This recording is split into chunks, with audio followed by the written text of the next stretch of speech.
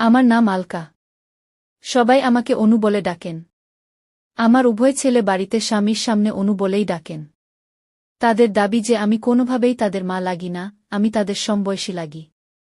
অন্যদের সামনে অবশ্যই মা বলে ডাকেন। একটি গল্প রয়েছে আমার ছেলেদের সম্পর্কে, যা স্বামীর সামনে চলন্ত ট্রেনে দুই পুরুষ দ্বারা প্রেমের গল্প। আমি স্কুল পাস করেছি এবং কিছু মাসের মধ্যে একটি সরকারি অফিসে কাজ করা একজন ক্লার্কের সঙ্গে বিয়ে করে ফেললাম। যেমন সাধারণত সব মেয়েদের ক্ষেত্রেই হয়, বিয়ের আগে অনেক ছেলেদের এবং পুরুষদের সাথে আমার শরীরের খেলা হয়েছে। কিন্তু আমার ভাগ্যে ছিল না। আমি আমার একজন বন্ধুয়ের বাবাকে খুব পছন্দ করতাম এবং তার সঙ্গে প্রেম করার জন্য প্রস্তুত ছিলাম। একবার তাকে পুরো সুযোগ পেলাম, আমরা প্রায় 2 ঘন্টা একা একসাথে ছিলাম। কিন্তু তার সাহস হল না যে আমাকে প্রেম করতে পারে।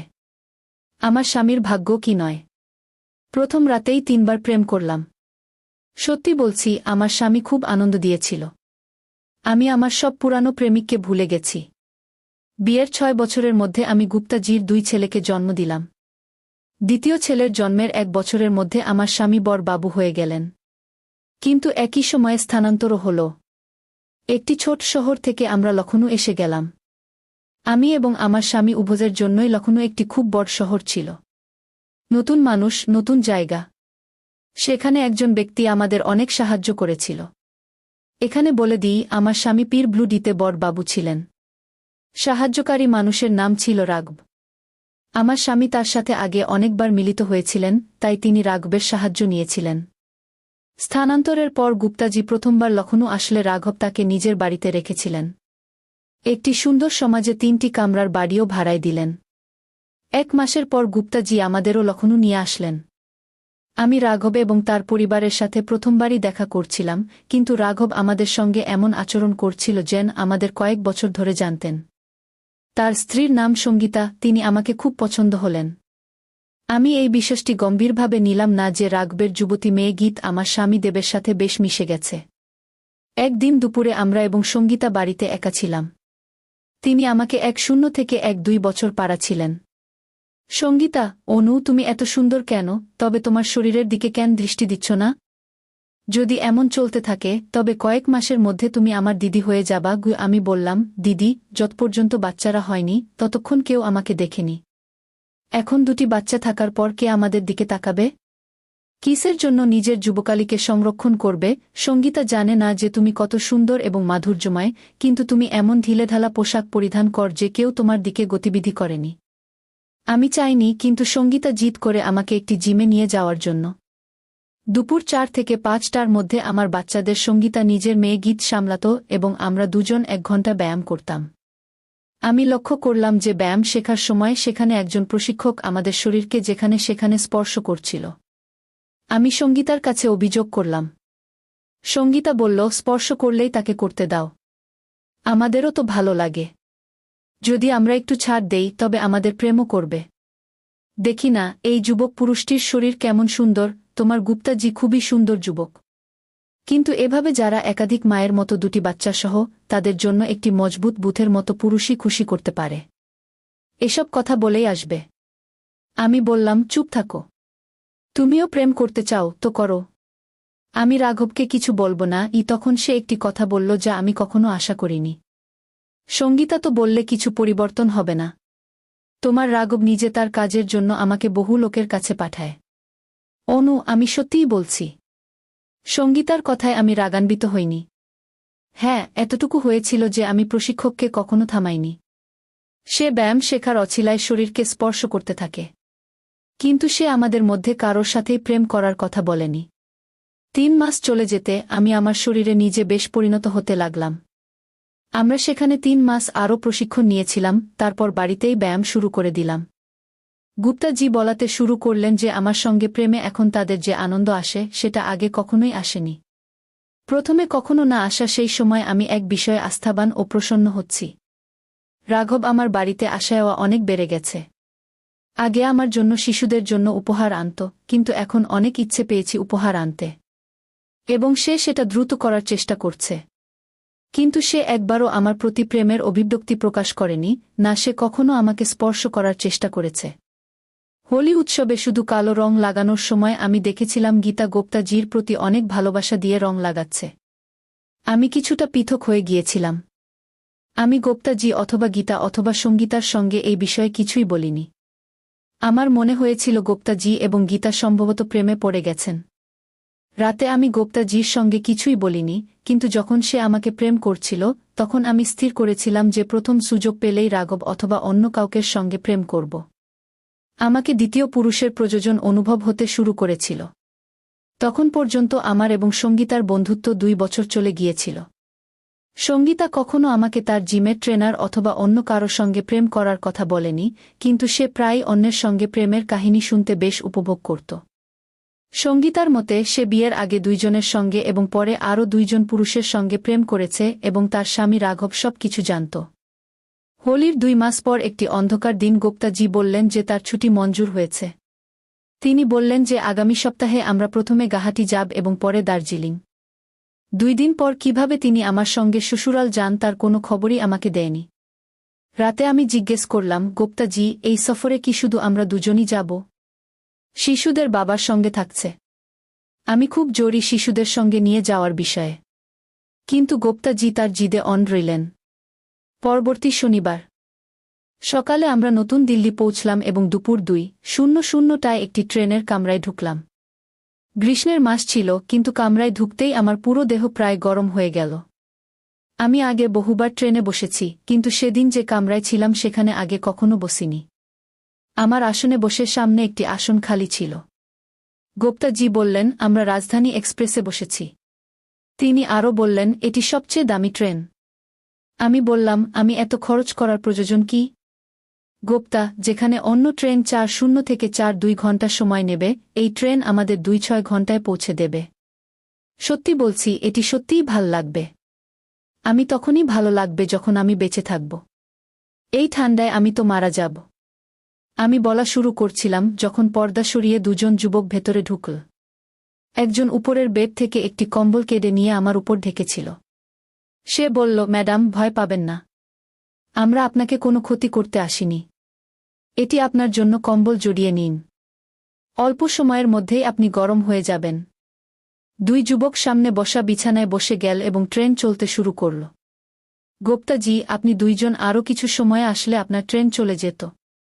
এক যুবক বলল, আমাদের ভাগ্য এত খারাপ নয় যে আপনি 2 জনের মতো সুন্দর জুটির সঙ্গে সময় কাটানোর সুযোগ ছেড়ে দেব। আমরা গুয়াহাটি যাচ্ছি। আপনি 2 জন গুপ্তাজি, আমরাও গুয়াহাটি যাচ্ছি। দ্বিতীয় যুবক বলল, এটা ভালো, এই যাত্রা মজাদার হবে। গুপ্তাজি লক্ষ্য করলেন, কিন্তু না জানার কারণে আমি স্পষ্ট দেখতে পাচ্ছিলাম যে দ্বিতীয় যুবক আমাকে লক্ষ্য করে সংকেত দিয়েছিল। আমি মনে মনে বলেছিলাম, যদি তোমাদের মধ্যে সাহস থাকে, তবে আমি আমার স্বামীর সামনে তোমাদের সঙ্গে চলন্ত ট্রেনে প্রেম করতে প্রস্তুত আছি। আমি লক্ষ্য করলাম, একজন 2.5 থেকে 2.6 বছরের এবং অন্যজন 2.8 থেকে 3.0 বছরের ছিল। 2 জনের শরীর আকর্ষণীয় ছিল, কিন্তু তাদের মধ্যে কেউ গুপ্তাজির মতো সুন্দর ছিল না এবং না রাঘবের মতো ভালো, কিন্তু সোনালি ছিল। আমার সাথে ছিল 2 ছেলে ছিলেন। তারা বেশ ভালো লাগছিল, প্রায় একে অপরের সাথে কথা বলছিলেন। তারা সিল্কের পাঞ্জাবি পরা ছিল এবং তাদের গতে সোনালি মালা ছিল। 2 হাতেই 5টি করে আংটি পরা ছিল। তারা তাদের বড় একটি সুটকেস পার্কের নিচে রেখেছিল এবং একটি করে ব্রিফকেস পাশে চাপিয়ে রাখে। তারা আমাদের সামনে বসেছিল, স্পষ্ট দেখা যাচ্ছিল যে তারা খুব ধনী। আমি নীরবে বসেছিলাম এবং শুনছিলাম। তারা গুপ্তজিকে কথায় ব্যস্ত রেখেছিল। গুপ্তজি থেকে তারা সমস্ত তথ্য সংগ্রহ করে নিয়েছিল, যে আমরা কোথায় থাকি, গুপ্তজি কোথায় কাজ করেন ইত্যাদি। নিজেদের সম্পর্কে তারা বলেছিল যে তারা সুপারি ব্যবসা করেন এবং উত্তরাঞ্চলের রাজ্যে সুপারি সরবরাহ করে। প্রতি মাসে কমপক্ষে 2 বার দিল্লিতে আসেন, নতুন অর্ডার নেন এবং পুরানো বকেয়া আদায় করেন। তারা বলেছিল যে তারা 2 ভাই। বড় ভাইয়ের নাম শিবপাল এবং ছোট ভাইয়ের নাম ভূষণ। তাদের মধ্যে আমার বড় ভাই শিবপালের প্রতি বেশি আকর্ষণ হল। ওয়েটার প্রথমে আমাদের 4 জনকে পানির বোতল দিয়েছিল। ওয়েটার চায়ের ট্রে নিয়ে এলে তারা আমাদের জন্য চা তৈরি করেনি। চায়ের কাপ আমার হাতে ধরার সময় ছোট ভাই আমার আঙুলগুলো চেপে ধরেছিল। আমি হাসছিলাম না, আমার মুখশ্রী পরিবর্তিত হল। আমরা চা পান করলাম। আমাকে বাথরুম লাগছিল। আমি আস্তে করে গুপ্তজিকে বললাম। আমরা 2 জন নিজেদের সিট থেকে উঠে দাঁড়ালাম। গুপ্তজি প্রথমে পর্দা সরিয়ে বাইরে গেলেন। সাথে সাথে ছোট ভাই আমার হাত চেপে ধরল। তুমি অনেক সুন্দর। আমি হাত জড়ানো ঠেলে বেরিয়ে পড়লাম। আমার গুপ্তজিকে কোনো অভিযোগ ছিল না। 1-0 মিনিট পর আমরা ফিরে এলাম। ফিরে আসার সময় আমি তাদের থেকে দূরেই ছিলাম। ট্রেনটি চালু হওয়ার 1 ঘন্টার বেশি হয়ে গেছে। এখন আমি আর ঠান্ডা অনুভব করছিলাম না। আমি কম্বলটা সরিয়ে দিয়েছিলাম। তারা ফের গুপ্তজিকে কথায় ঝাঁপিয়ে পড়েছিল। শিবপাল বলল, আপনার মতো সরকারি অফিসে কাজ করা অনেকের সাথে আমার পরিচয় হয়েছে। সত্যি বলুন গুপ্তজি, এই রাজধানী ট্রেনে গুয়াহাটি আসা যাওয়ার খরচ, 1 সপ্তাহের ভালো হোটেলে থাকার খরচ আপনি নিজের বেতনের টাকায় পাল্টাতে পারবেন না। তাহলে কে আপনার খরচ বহন করছে? গুপ্তজি অনেক বলার পরেও বললেন যে তিনি নিজের টাকা দিয়ে সব খরচ বহন করছেন, কিন্তু তারা বিশ্বাস করতে চাইলেন না। ভূষণ বলল, ঠিক আছে, আপনি বলতে চাইলে বলবেন না, কিন্তু আমরা নিশ্চিত বলতে পারি যে আপনার ছুটির পুরো খরচের দায়িত্ব নিশ্চয়ই কোনো ঠিকাদারই নিচ্ছে। কিন্তু আপনি কি কখনো ভেবে দেখেছেন সেই মানুষটি আপনার উপর কমপক্ষে 2,000 টাকার খরচ কেন করছে?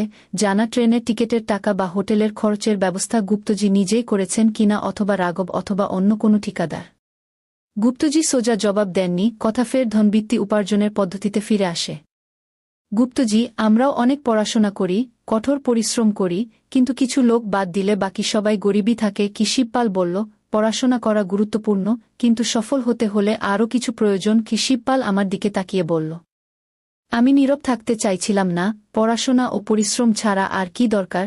শিবপাল বলল, ভালো ভাগ্য, এবং তার চাইতেও গুরুত্বপূর্ণ হল সঠিক সময়ে সুযোগের পূর্ণ উপকার পাওয়া গিয়ে। ভালো ভাগ্য তো আমাদের বুঝতে পারলাম, কিন্তু সুযোগ কাজে লাগানো বলতে কি বোঝাচ্ছেন? আমি বললাম। 2 ভাই একে অপরের দিকে তাকালেন। ভূষণ বলল, ম্যাডাম, আপনি নিশ্চয়ই সবসময় শাড়ি পরিধান করেন।